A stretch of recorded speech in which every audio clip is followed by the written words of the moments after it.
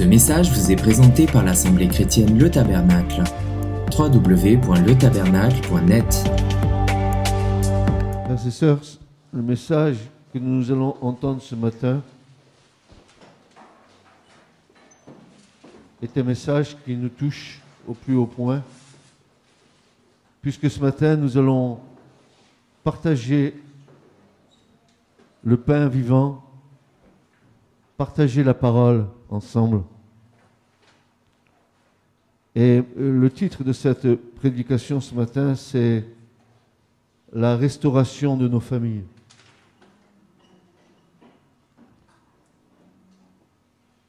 Et cette restauration de nos familles passe par un élément essentiel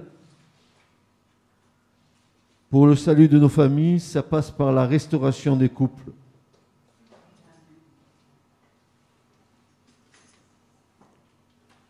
Je suis obligé de faire une petite genèse depuis le départ du Jardin d'Éden pour essayer de comprendre ensemble comment l'ennemi est arrivé à faire certaines choses. Je vous ai toujours dit que la dernière attaque de l'ennemi sur la terre serait le brisement des familles. Pourquoi ? Parce que la famille, quand les familles sont sous le regard du Seigneur, alors là, il y a une possibilité de vivre quelque chose. Nous voyons que le monde, n'est-ce pas, et nous allons le voir, que les familles étant brisées, par conséquent, la société en subit les conséquences. Or, j'aimerais qu'on puisse ensemble, sans a priori, voir ce thème,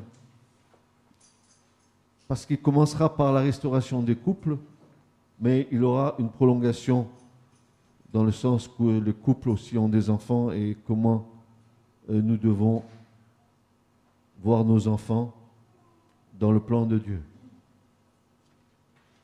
Alors l'attaque directe de l'ennemi sur les familles, il a commencé dès le Jardin d'Éden au travers d'Adam et Ève. Et au fil des siècles, ces attaques ont eu un effet, un lent processus de pourrissement, de désintégration, de désagrégation des vraies valeurs familiales instituées par Dieu lui-même. Peut-être que vous n'avez pas entendu ce que je viens de dire, mais je vais le répéter. L'attaque directe de l'ennemi sur les familles a commencé dès le Jardin d'Éden au travers d'Adam et Ève, et au fil des siècles, ces attaques ont eu pour effet un lent processus de pourrissement, de désintégration, de désagrégation des vraies valeurs familiales instituées par Dieu lui-même, qui est par essence notre Père céleste. Donc nous aurons au cours de ce message à revenir sur les valeurs instituées par le Seigneur lui-même et comment Dieu voit les familles. Pas comment nous les voyons, mais comment Dieu voit nos familles, selon son plan éternel. Pourquoi ? Parce que Dieu est un Père. Et un jour nous comprendrons quel est le Père, il est en haut. Et nous aurons peut-être honte de ce que nous avons été pères. C'est notre constat. Les temps modernes nous ont apporté le modernisme, ce que nous vivons. Ces temps nous ont apporté dans ce plan organisé par l'ennemi son lot de contraintes. Souvenons-nous dans les temps anciens,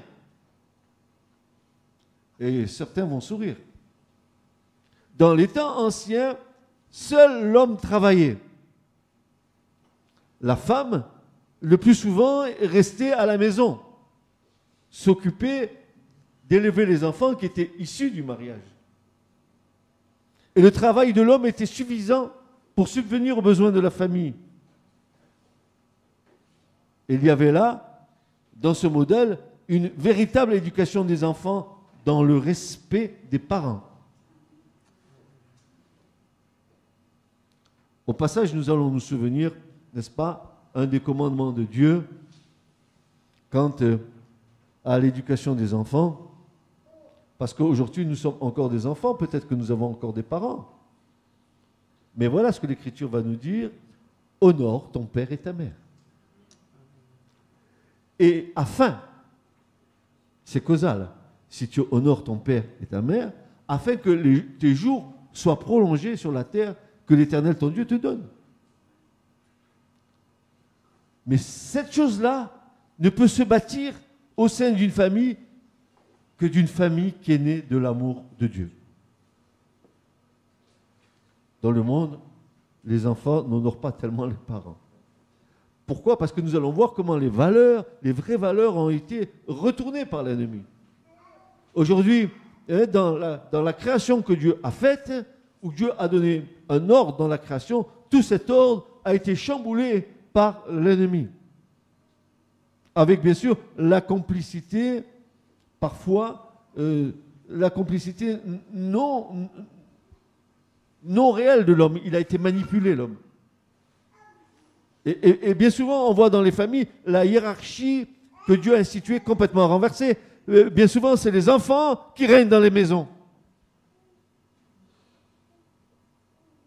Et les parents qui sont soumis aux enfants.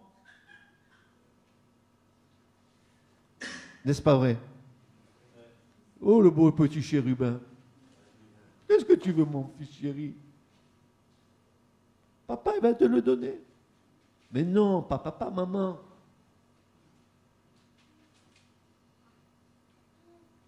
Honore ton père et ta mère.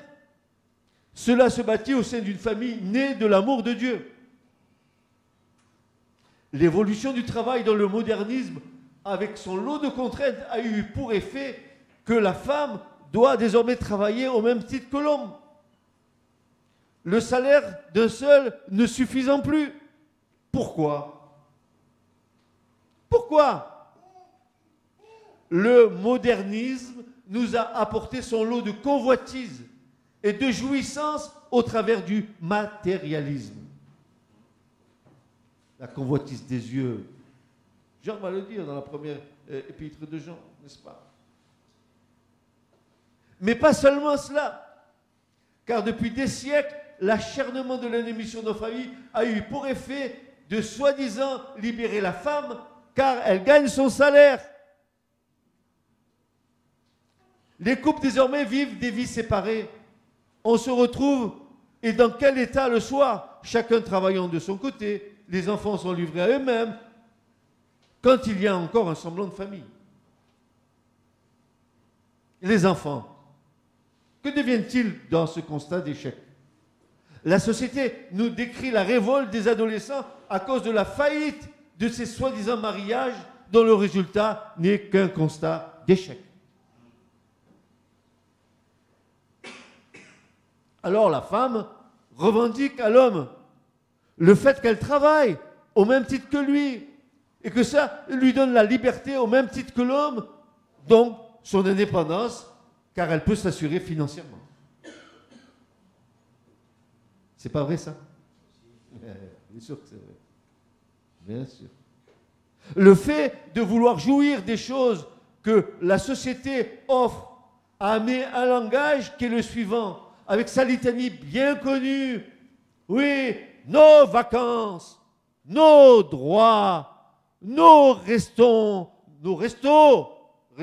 bien sûr, nous travaillons pour cela, pour nos loisirs. Quel objectif à court terme qui laissera un goût d'inachevé, car le processus, il va reprendre de plus belle, si jamais assez, car jamais satisfait. Alors on passe allègrement d'une chose à une autre, après en avoir épuisé la substance, et le processus continue, car il ne rassasie jamais. Il y a toujours un goût d'inachevé, il y a toujours une espèce de frustration qui se teste en nous parce qu'on a un vide et on comble ce vide. Vous n'avez pas compris, la société, c'est la fête, c'est la fiesta, en avant. Et bien sûr, pendant que tu fais la fiesta, tu penses à rien du tout d'autre. Et quand tu as fini la fiesta, il te tarde que l'autre fiesta arrive. tu n'es jamais rassasié, tu n'es jamais dans le contentement de ta vie. Désormais, la révolte est instituée au sein même de la famille. Alors, frères et sœurs, pour nous qui écoutons ce message ce matin, une question de taille se pose devant ce constat. Où est l'amour?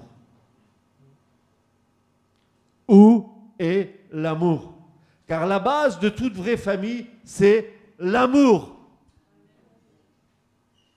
C'est pas pêle-mêle des enfants que tu as fait à ta femme et une espèce de mayonnaise dans laquelle tu vis. Où tout l'ordre de Dieu a été renversé. Tu commandes sans commander. Tu te fais commander tout en prétendant commander.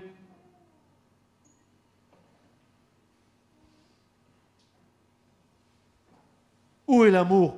Car la base de toute vraie famille, c'est l'amour. Qui le dit? C'est Dieu qui le dit. Comment le dit-il? C'est pourquoi l'homme, oh les hommes, c'est nous, quittera son père et sa mère et s'attachera à sa femme. Le mot attaché en hébreu dabak va dire joint ensemble et non pas séparés. Joint, vous allez voir que dans le terme, dans le Nouveau Testament, vous allez comprendre que c'est encore, il y a une notion encore plus forte que le mot hébreu. Vous allez voir que c'est encore plus fort. Ils seront une seule chair. Pourquoi? Pourquoi que Dieu veuille que l'homme et la femme fassent une seule chair? Parce que tout cela est lié à l'unité de Dieu qui est un. Le jour où vous aurez compris ça, nous aurons compris ça, nous comprendrons que nous ne pouvons pas faire ce que nous voulons dans nos maisons. Parce que tout ça, frères et sœurs, il y a un plan que Dieu a mis dans sa parole, que nous devons comprendre, parce que le mariage de l'homme et de la femme, ce que nous voyons au départ de la création, c'est en vue, c'est qu'une image de ce mariage de Christ avec son Église. Et tout au long de l'Écriture, Dieu va affiner, n'est-ce pas, le mariage. Il va lui donner ses vraies valeurs jusqu'à ce que nous comprenions qu'à un moment donné, nous-mêmes, qui faisons partie de l'Église de Christ, nous devons nous présenter comme Dieu le veut. Pas comme nous le voulons.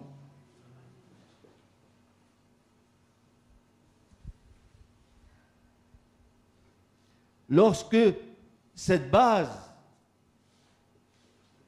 n'est pas établie, ah oui, Dieu dit, ils feront une seule chair, ils seront une seule chair, car tout cela est lié à l'unité de Dieu. Pourquoi? Regardez ce que Dieu avait dit. Faisons l'homme à notre image et à notre ressemblance. Mais il y a du divin en toi. Même si le péché a terni l'image de Dieu en toi, tu as été créé à l'image de Dieu. Est-ce que tu comprends ça? Est-ce que tu le réalises? À l'image de Dieu, nous avons été créés. Et lorsque cette base n'est pas établie, alors la relation est faussée dès le départ. Mais en quoi cette relation est-elle faussée? Je vous dis ce matin que le désir de la chair n'est pas l'amour au sens biblique. Et là est le leur. C'est une tromperie. Quand la base d'une relation s'établit sur le fondement de la chair, alors nous sommes hors de la volonté divine. Le monde, lui, ne connaît pas cette base. C'est pour cela que nous constatons la lente disparition du vrai et noble mariage au profit de ces expressions. C'est mon ami, c'est mon compagnon, c'est mon copain, nous sommes pacsés, et c'est une occasion, et j'en passe et des meilleurs.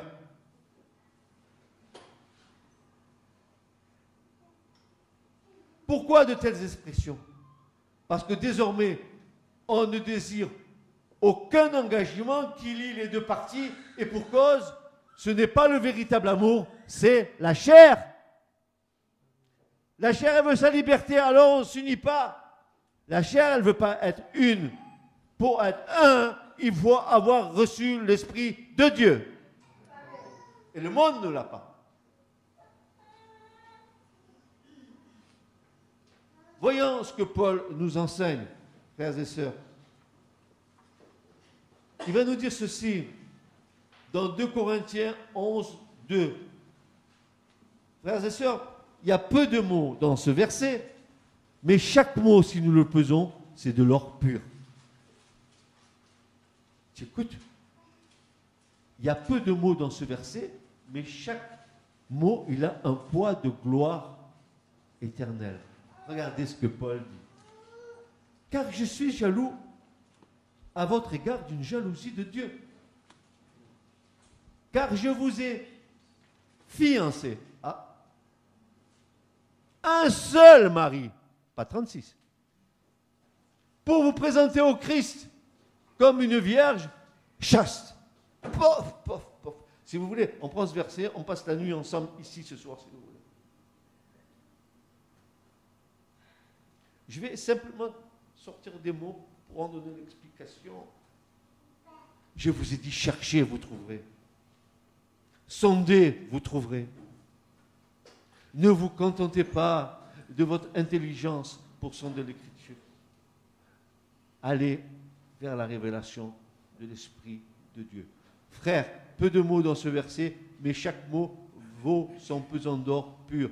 Le mot fiancé, ici, le verbe grec armazo signifie se joindre à quelqu'un. Mais dans le cas de Paul, il nous dit par ailleurs que celui ou celle qui se joint au Seigneur est un seul esprit avec lui. Ah, voilà la clé. Tu ne peux te joindre à une personne que si avec cette personne, par rapport à l'Écriture, si avec cette personne tu ne fais pas un seul et même esprit, il faut que l'homme et la femme soient dans le même esprit ou dans le même état d'esprit. Regardez ce que Paul va dire. 1 Corinthiens 6, versets 15 à 18.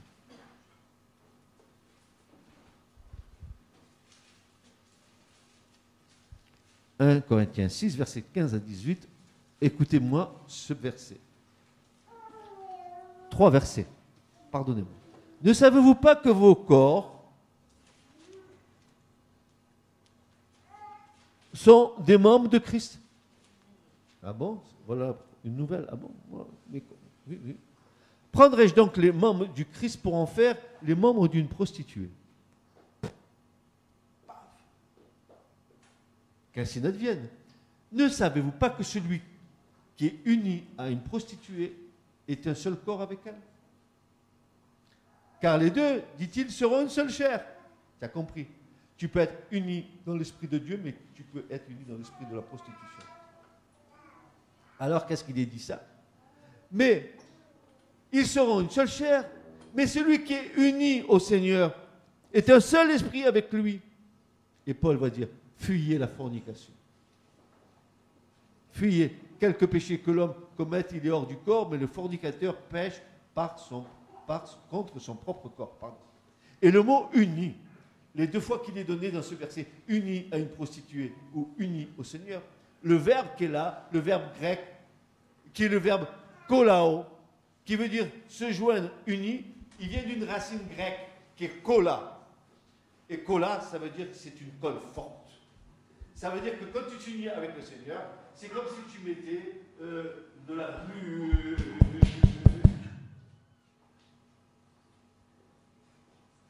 Tout ça pour vous dire que quand le mariage n'est pas fait sur la bonne base, il va entraîner des conséquences. Maintenant, continuons le cheminement de ce verset. Je vous ai fiancé à un seul mari. Hop, un seul mari. Bon, là non plus, il n'est pas question d'avoir des maris successifs, car la parole de Dieu est claire à cet égard. Tu peux t'être marié plusieurs fois avec des hommes au cours de ta vie, mais tu restes toujours lié par le lien de ton premier mariage, tant que celui-ci demeure vivant. Romains chapitre 7, versets 2 et 3. L'écriture est sans ambiguïté. Si tu te remaries du temps du vivant de ton premier mari ou de ta première épouse, l'écriture te considère comme étant dans l'adultère. Pas moi qui le dis, vous allez entendre Jésus le dire. Moi, vous pouvez penser de moi ce que vous voulez, mais moi, je vais vous dire ce qui est écrit dans l'écriture, n'est-ce pas? Souvenons-nous des paroles de celui qui est le Fils de Dieu, celui qui est la parole vivante du royaume de Dieu et de sa justice. Souvenons-nous des paroles du Seigneur. Matthieu 19, versets 3 à 11. Jésus va voir venir vers lui des pharisiens. Pharisiens, des hommes religieux, bien pensants, des gens qui montrent l'extérieur, mais qui à l'intérieur sont pleins dans ce mode de mort, comme dit Jésus. Des hommes qui se plaisent à être vus des autres hommes. Ils font des prières au coin des rues, ils donnent la dîme de l'ânette et du cumin, etc. Mais Jésus préfère le publicain que le pharisien, que l'homme qui veut se repentir devant lui. Et les pharisiens viennent à lui pour l'éprouver. Nous allons, quand nous sommes dans cette situation où nous n'avons pas pris de position, nous sommes en train d'éprouver Jésus. Et puis voilà la question que nous allons lui poser au Seigneur. Seigneur, est-il permis à un homme de répudier sa femme pour quelque cause que ce soit? Bon, elle te casse la tête, elle t'enquiquine, elle te prend ton argent, elle ne fait pas ce que tu veux. Est-ce que je peux la rejeter et divorcer pour ça? Jésus dit non, pas pour ça, non. On va voir la suite. Et lui répondant leur dit, n'avez-vous pas lu que celui qui les a fait, dès le commencement, les a fait mâles et femelles, et qu'il dit, c'est pourquoi, et Jésus reprend la phrase qu'il a donnée lui-même dans la Genèse, c'est pourquoi l'homme laissera son père et sa mère et sera uni à sa femme, et les deux seront une seule chair. Ainsi, ils ne sont plus deux, mais une seule chair. Ce que donc Dieu a uni, que l'homme ne le sépare pas. Et ils lui disent, ils sont têtus, hein, ils veulent que Jésus leur donne raison. Parce qu'ils veulent que Jésus labellise leur position. Et Jésus va leur dire non. Il va leur dire ceci. Moïse, ils lui disent, pourquoi donc Moïse a-t-il commandé de donner une lettre de divorce et de la répudier? Mais au commencement, il n'en était pas ainsi. Pourquoi Moïse a-t-il commandé de donner une lettre de divorce et de la répudier? Il leur dit, Moïse, à cause de la dureté de vos cœurs, vous a permis de répudier vos femmes, mais au commencement, il n'en était pas ainsi. Et je vous dis, dit Jésus, écoutez ce que le Seigneur dit. Quiconque répudiera sa femme, non pour cause de fornication. Ça veut dire que la seule cause que Jésus voit comme étant, n'est-ce pas, une répudiation, une séparation, un divorce, c'est la tromperie d'un mari ou d'une femme avec un autre homme.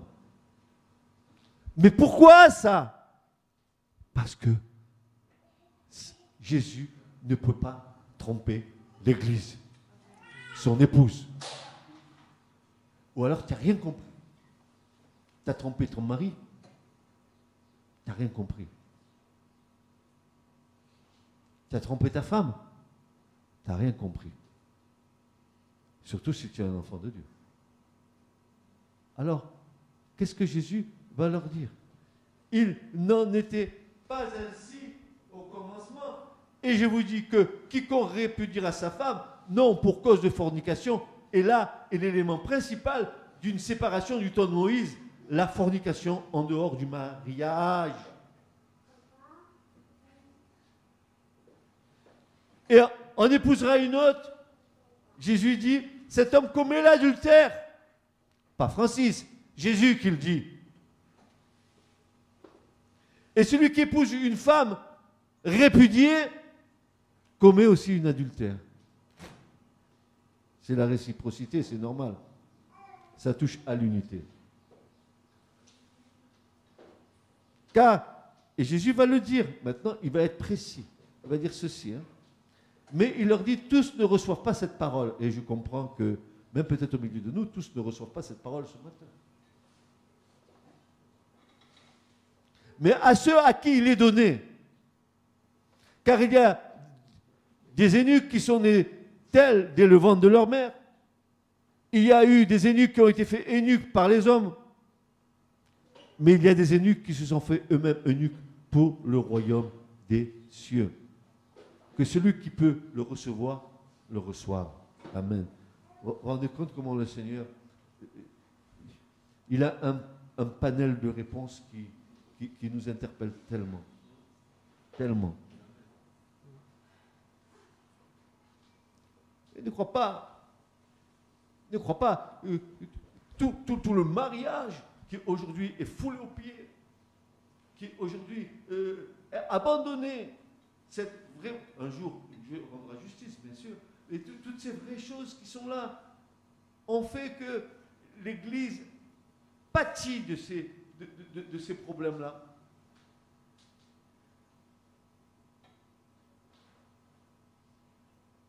Parce que vous pouvez voir venir des gens au milieu de nous qui vivent en concubinage, qui sont en état d'adultère, ils s'installent là, ils louent Dieu. Quelle honte! Mais va régler ta vie. Tu connais l'Écriture, alors obéis à la parole. Et le verset va continuer. Je vous ai fiancé à un seul mari, pas à 36 maris. Et attendant, tout à l'heure, nous allons devoir voir ce qu'est le vrai mariage selon Dieu. Nous allons voir, et nous nous poserons cette question, est-ce que le mariage que les Juifs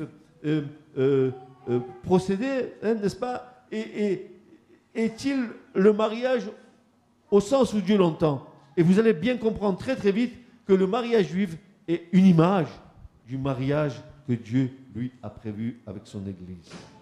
C'est pour ça que nous allons voir comment un mariage juif se déroulait pour comprendre comment va se dérouler l'épousaille de Christ avec son Église.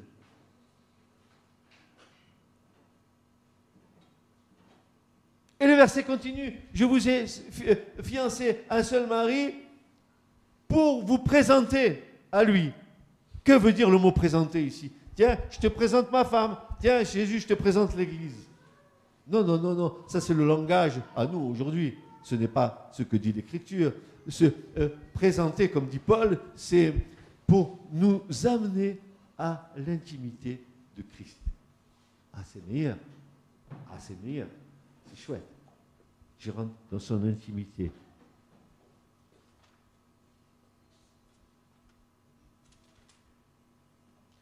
Vous comprenez pourquoi Paul dit « Je suis jaloux d'une jalousie de Dieu à votre égard ». Vous croyez que Paul était jaloux des Corinthiens? Mais pas du tout.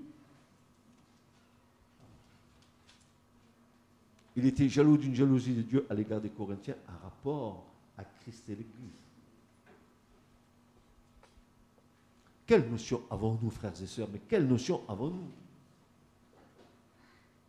Nous qui marchons depuis tant et tant d'années, qui nous bardons de versets bibliques et qui les déclarons à droite et à gauche. Oh Seigneur.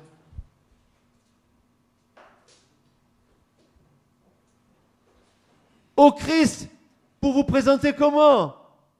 Mais attention, comme une vierge. Une vierge, qu'est-ce que ça veut dire vierge? Ben, c'est une femme qui n'a connu aucun homme. Et un, et deux, et trois. Moi, je me fais mes expériences avant. J'ai couché avec un, avec une, avec l'autre. Et puis après, je vais me marier. Quand tu te maries, tu as couché avec déjà tant de femmes avant, ou tant d'hommes avant. Et tu veux baser le mariage sur une intimité et une confiance réciproque?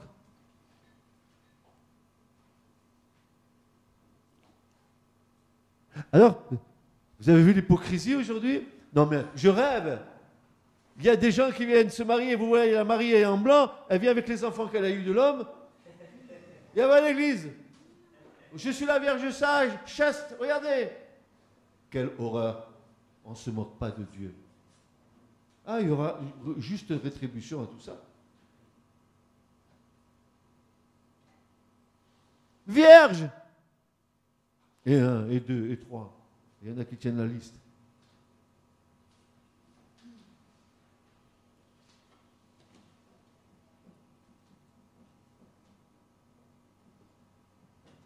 On continue.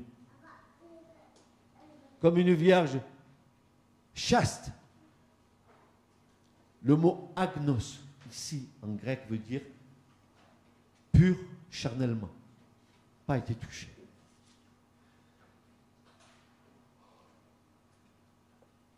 Modeste, propre. L'immaculée, comme Marie, qui n'avait point connu d'homme. Notre modernisme nous a appelés à une liberté qui n'est pas la liberté de Dieu. J'ai la liberté de faire ce que je veux. Rébellion. Et si, toi, en tant qu'enfant de Dieu, tu es dans cet état d'esprit, fais attention. Tu t'opposes au Seigneur. Et peut-être que Dieu te laissera faire. Il va falloir que tu en tires les conséquences plus tard.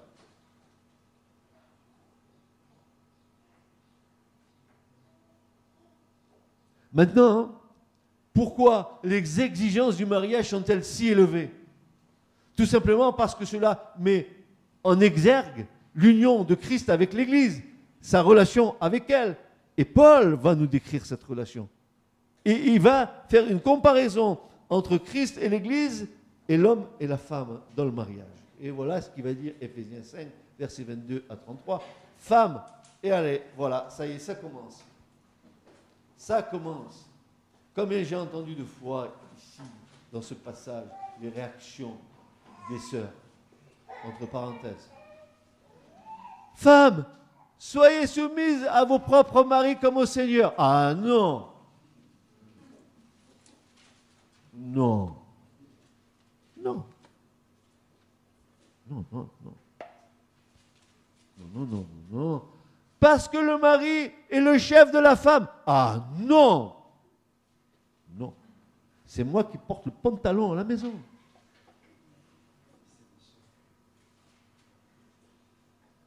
Parce que le mari est le chef de la femme, comme aussi le Christ est le chef de l'assemblée. Lui, le sauveur du corps. Mais comme l'assemblée est soumise au Christ, ainsi que les femmes le sont aussi à leur mari en toutes choses. Qu'est-ce que tu vas faire contre le raisonnement de Paul? Tu ne peux rien dire, tu te tais. Tu fermes ta bouche. Maintenant, Marie, aimez vos femmes. Aimez vos propres femmes. Il dit propre, il avait raison. Parce que tu ne peux pas les aimer toutes à la fois.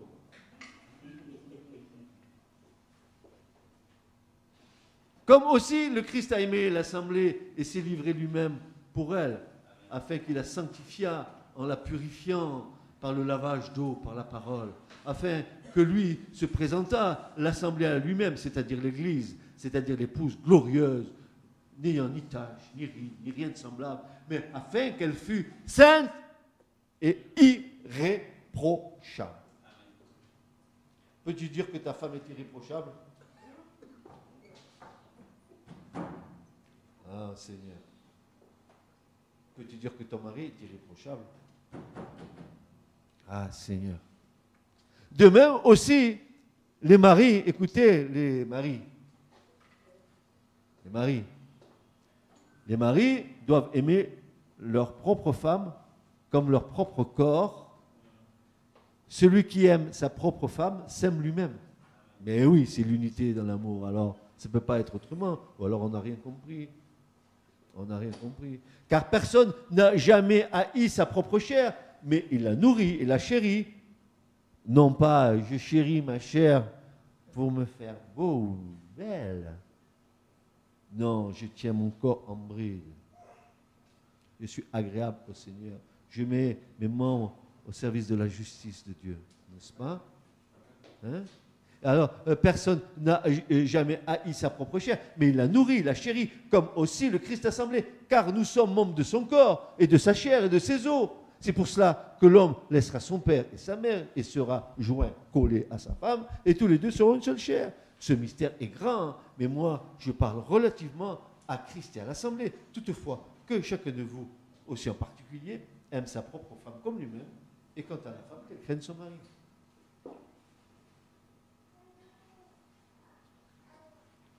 Pourquoi y a-t-il un ordre dans la création de Dieu? Et cet ordre, il nous est donné. Parce que Dieu a créé dans un certain ordre. Et chacun apparaît à sa place dans l'ordre divin. Et ça, vous le trouvez dans 1 Corinthiens 11.3, où Paul va dire ceci. Il va dire, soyez mes imitateurs, dira Paul. Comme moi aussi, je le suis de Christ. Or, je vous loue de ce que vous vous souvenez de moi en toutes choses, et de ce que vous gardez les enseignements comme je vous les ai donnés. Mais je veux que vous sachiez que le chef de tout homme, c'est le Christ. Et que le chef de la femme, c'est l'homme. Et que le chef du Christ, c'est Dieu. Dieu, Christ, l'homme, la femme. Pourquoi? Pourquoi l'homme est avant la femme? Parce que l'homme a été créé par Dieu. La femme n'a pas été créée par Dieu. Elle a été tirée d'un homme. Il n'y a pas eu une deuxième création pour Ève. Dieu a fait bara en créant à partir de rien l'homme à son image, mais ensuite il a tiré, il a fait bana à Ève, il a tiré de son côté, exactement comme Christ à la croix a tiré de son côté percé la nouvelle Ève.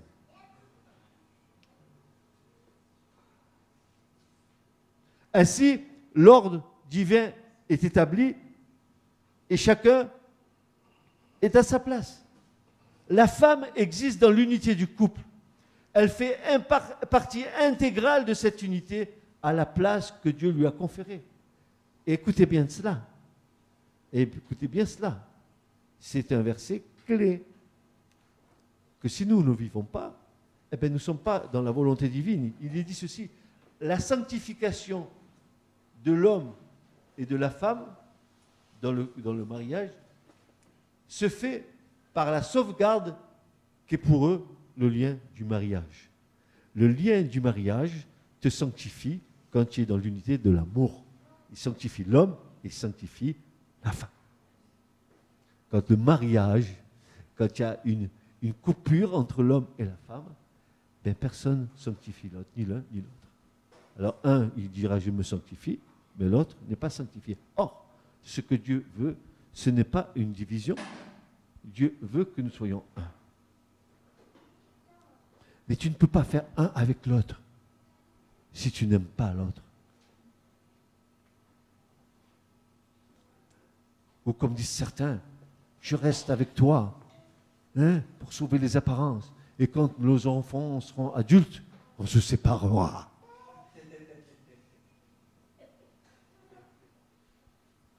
Alors maintenant, frères et sœurs, écoutez-moi bien.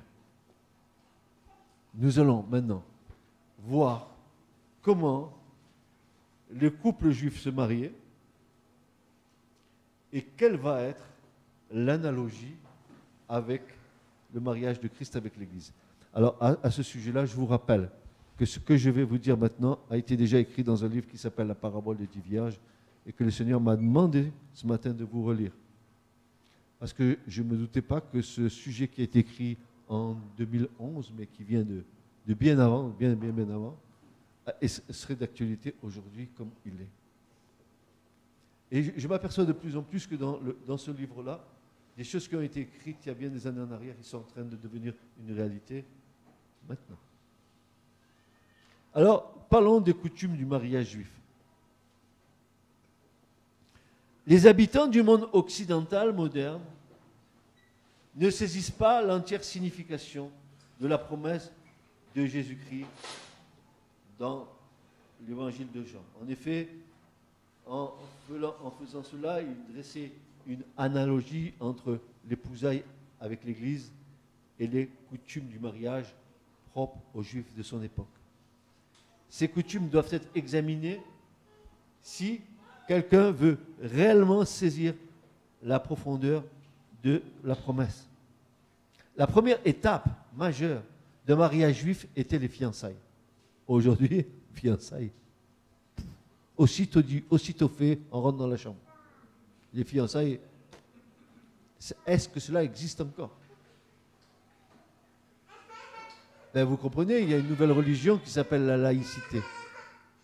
Et la laïcité, c'est la liberté.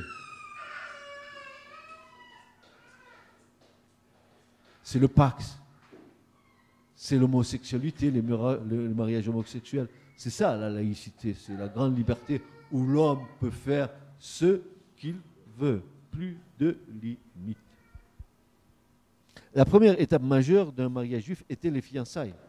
Elle nécessitait l'établissement d'une alliance entre l'homme et la femme. Et du temps de Jésus, la coutume voulait qu'elle soit la responsabilité du futur époux. Et c'est normal parce qu'il est dans l'ordre de la création de Dieu, celui qui doit prendre l'initiative. C'est pour ça que l'initiative dans les couples, même s'il y a concertation entre l'homme et la femme, ça doit être l'homme qui prend la décision. Est-ce que ça se passe comme ça dans ta maison?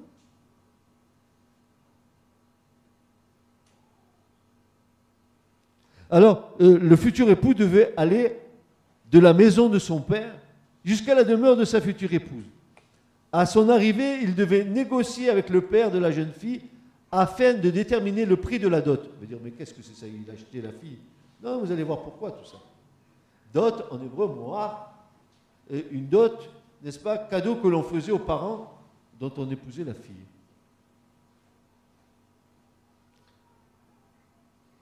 Lorsque le futur époux avait payé la dot, l'alliance était de ce fait établie et ils étaient époux dès que l'alliance était faite sans avoir consommé le mariage. C'était simplement une alliance qu'ils avaient faite, mais il n'y avait pas épée d'un multispire. Ça venait bien après. Parce que regardez ce qui va se passer entre-temps. Lorsqu'il avait payé la dot, l'alliance était de ce fait établie et les futurs époux étaient dès cet instant considérés légalement comme mari et femme. La jeune fille était déclarée consacrée ou sanctifiée ou mise à part exclusivement pour son mari. Elle-même va immédiatement l'attester en se voilant. En mettant le voile, elle disait, voilà, je me suis donné par alliance à cet époux, à cet homme. Elle l'appelait époux, mais elle n'avait pas encore consommé le mariage. C'est comme aujourd'hui, l'Église, elle est fiancée avec son Seigneur, mais elle n'a pas encore consommé le mariage. Les noces de l'agneau, ce n'est pas encore, bientôt, n'est-ce pas? Elle va immédiatement l'attester en se voilant afin que tout le monde sache qu'elle est réservée pour son bien-aimé. Quand, comme symbole de l'alliance qui venait d'être établie, le couple buvait une coupe de vin préalablement béni. Tout cela était scellé par un contrat de mariage qu'on appelait Ketouva, ce qui est écrit, n'est-ce pas? Ce document montrait la bonne volonté de l'époux à pourvoir aux besoins de son épouse et décliner les termes du contrat par lesquels il s'engageait par mariage avec elle. Mais le monde le fait, ça. Tu te maries, il va falloir que tu subviennes aux besoins de ton épouse, il va falloir que tu subviennes aux besoins matériels de la maison, il va falloir que tu fasses ci, que tu fasses ça, que tu fasses l'autre, etc., etc. Vous dites oui, oui, ok, 6 mois après on divorce. Tu as fait jurer les gens, tu les as engagés. Pourquoi faire?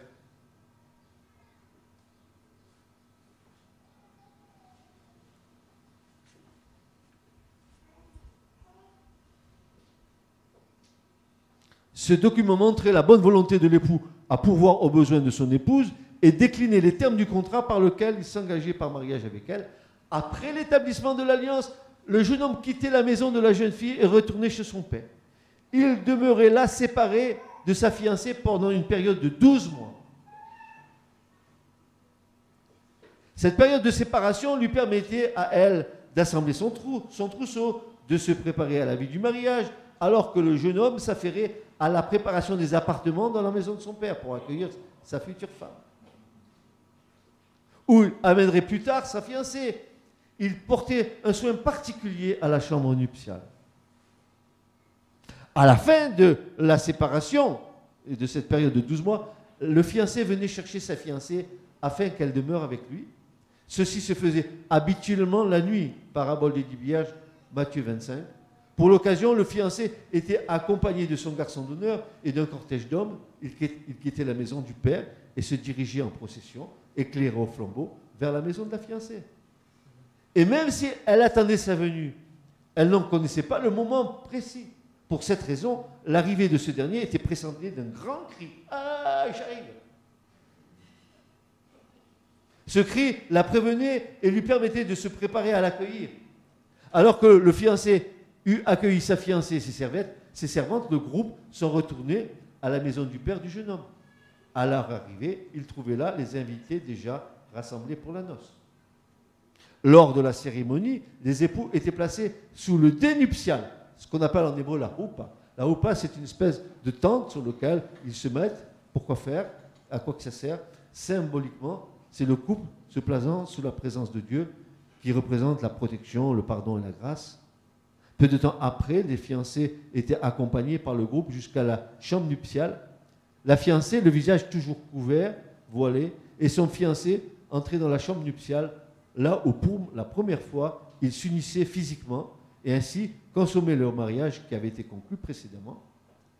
Et dans cette union aussi, et alors là c'est pas mal, ça fait sourire aujourd'hui, dans cette union aussi, il y avait constat de la virginité de l'épouse.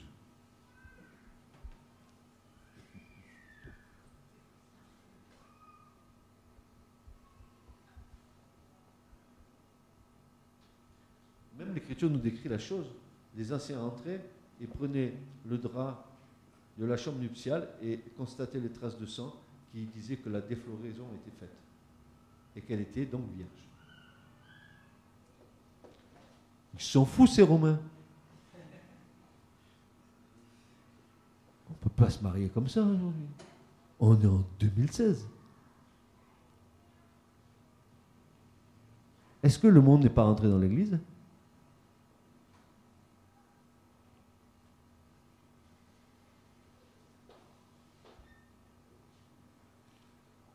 La consommation du mariage étant accomplie, le fiancé l'annonçait aux membres du groupe qui attendaient à l'extérieur de la chambre nuptiale. Ces derniers l'annonçaient aussi aux autres invités. Recevant dans la joie cette bonne nouvelle, ils festoyaient 7 jours durant. Jésus a festoyé pendant 7 jours au mariage à Cana, n'est-ce pas? Tout au long de ces 7 jours de festivités, appelés parfois les 7 jours de la Houpa, l'épouse demeurait cachée dans la chambre nuptiale. Au terme de ces 7 jours, l'époux invitait son épouse hors de la chambre, son voile maintenant enlevé, afin que tous voient de leurs yeux la beauté de sa bien-aimée.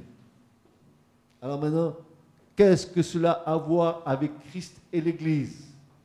Est-ce que ce mariage à la juive là que nous avons a-t-il un rapport avec Christ et l'Église? Eh bien, vous allez voir, au point et à la virgule, c'est pareil. Il faut d'abord se rappeler que les Écritures reconnaissent l'Église comme l'épouse de Christ. De plus, comme l'époux juif prenait l'initiative en quittant la maison de son père pour se rendre jusqu'à la demeure de sa future épouse, Jésus a quitté la maison de son père au ciel et est venu jusqu'à la demeure de sa future Église, l'Église, il y a près de 2000 ans sur la terre. Il a fait pareil. L'époux juif se rendait à la maison de l'épouse dans le but de se l'approprier en établissant une alliance. De même, Jésus est venu sur terre dans le but de s'approprier l'Église en établissant une alliance avec elle. Le même soir où Jésus fit la promesse en Jean 14, il institua la communion au Saint-Seine. Et en passant la coupe à ses disciples, il dit « Cette coupe est la nouvelle alliance en mon sang ». C'était sa façon de dire qu'il établirait une alliance en répandant son sang à la croix. Parallèlement à la coutume qui voulait que l'époux juif paye un prix pour s'approprier son épouse, Jésus a payé le prix exigé pour acquérir son épouse l'Église. C'est par son propre sang.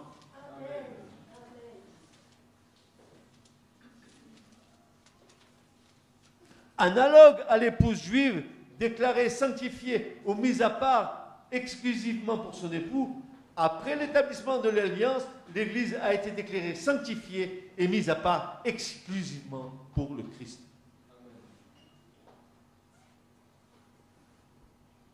Vous avez vu que l'analogie est frappante. Tout comme l'époux juif, après avoir établi la nouvelle alliance, laissait la demeure de son épouse légalement acquise pour retourner à la maison de son père, Jésus, après avoir établi la nouvelle alliance, a quitté la terre, la demeure de l'Église, et suite à la résurrection d'entre les morts, il est retourné à la maison du Père dans le ciel. Et la période de séparation entre les époux correspond à la période de séparation de Christ avec l'Église. L'Église vit présentement cette période de séparation qui dure depuis 2000 ans. Mais pour Dieu, un jour n'est-il pas comme 1000 ans. Parallèlement à la coutume de l'époux juif qui préparait le logement pour son épouse dans la maison de son père, pendant la période de séparation, le Christ travaille depuis son départ à la préparation du logement pour l'Église dans la maison de son Père au ciel. Et pendant la période de sa séparation avec son épouse, tout comme l'homme juif venait chercher son épouse afin qu'elle vive avec lui à la fin de cette période de séparation, le Christ reviendra pour prendre l'Église afin qu'elle vive avec lui à la fin de la période de séparation. L'époux, accompagné d'un cortège d'hommes, partait de la maison de son père pour aller chercher son épouse là où elle demeurait.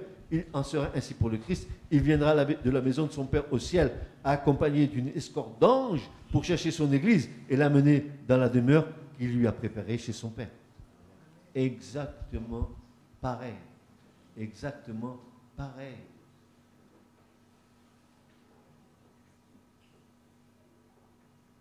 Tout comme ce dernier retournait avec son épouse à la maison de son père, l'Église, après son enlèvement de cette terre, pour rencontrer Christ dans les airs, retournera avec le Christ à la maison de son père au ciel. De la même manière que les époux et le groupe qui les accompagnait se trouveraient rassemblés dans la maison du père de l'époux, les invités à la noce, le Christ et l'Église retrouveront les âmes des saints déjà rassemblés au ciel à leur arrivée. Parce que l'Église, elle est déjà formée depuis des siècles. Moïse est dans l'Église du Seigneur. Abraham est dans l'Église du Seigneur. Jacob et tous les saints de l'Ancien Testament sont dans l'Église. Et ils nous attendent. Ils attendent que l'Église de cette génération soit complétée pour qu'elle vienne se rajouter à celle qui est déjà dans les cieux. Alléluia, alléluia. Nous serons avec nos bien-aimés Paul, avec nos bien-aimés Pierre, avec nos bien-aimés Jean. Nous serons avec les Élie qui n'ont pas fléchi le genou devant Baal. Ils seront... Seigneur.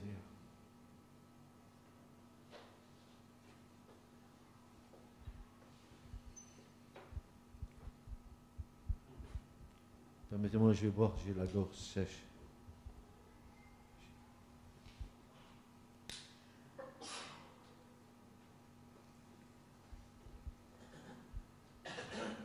Ainsi, parallèlement à la coutume qui voulait que les époux juifs s'unissent physiquement après leur arrivée à la maison du père de l'époux, consommant le mariage dont l'alliance avait été scellée précédemment, le Christ et l'Église expérimenteront l'union spirituelle après leur arrivée à la maison du Père, scellant l'alliance qui a été contractée par le sang de Jésus.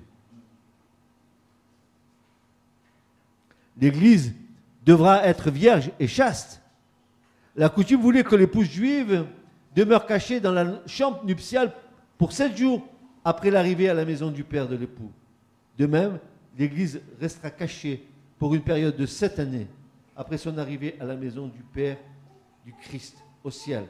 Cette dernière semaine du prophète Daniel prophétisée dans la prophétie des 70 semaines, tout au long de cette période de 7 ans de tribulation sur la terre, l'Église restera au ciel, complètement cachée à la vue de ceux qui vivent sur la terre.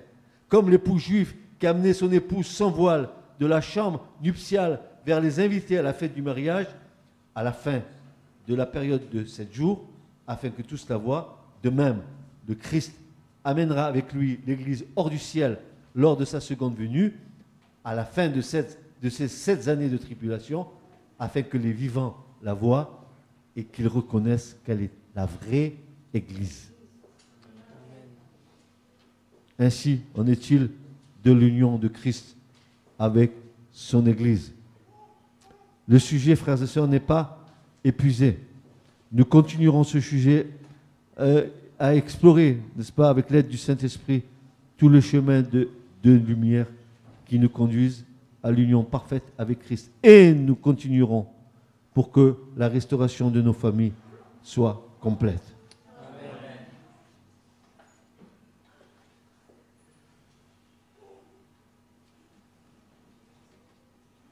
Je pense qu'il y a des demandes de pardon à faire au Seigneur. Je pense qu'il y a à avoir de profonde repentance, mais cela ne peut se faire que par l'Esprit de Dieu. Et si ton cœur est ouvert à être agréable à Dieu,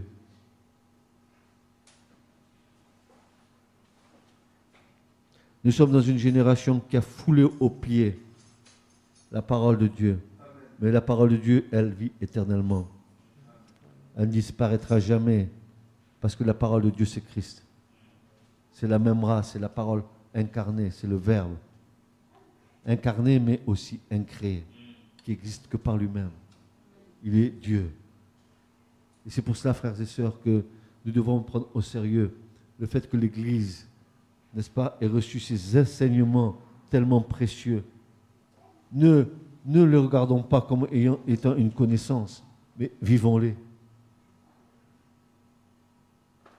Vivons-les. Et je prie pour que chacun retrouve sa place dans les couples.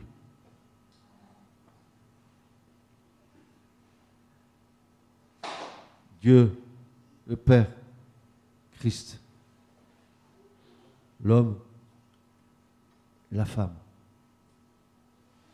Ainsi, quand la création de Dieu est dans l'ordre, Dieu peut se réjouir. Sinon, pour nous, des combats nous attendent, de toutes sortes de combats.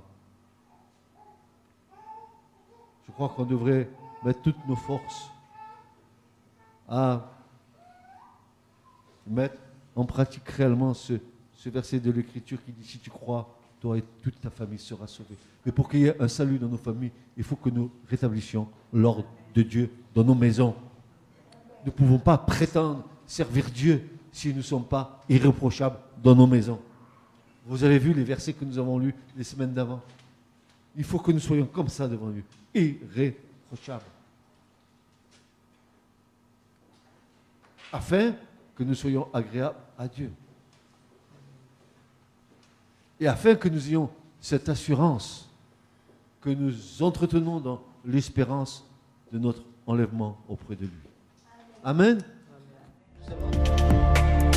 Ce message vous a été présenté par l'Assemblée chrétienne Le Tabernacle. www.letabernacle.net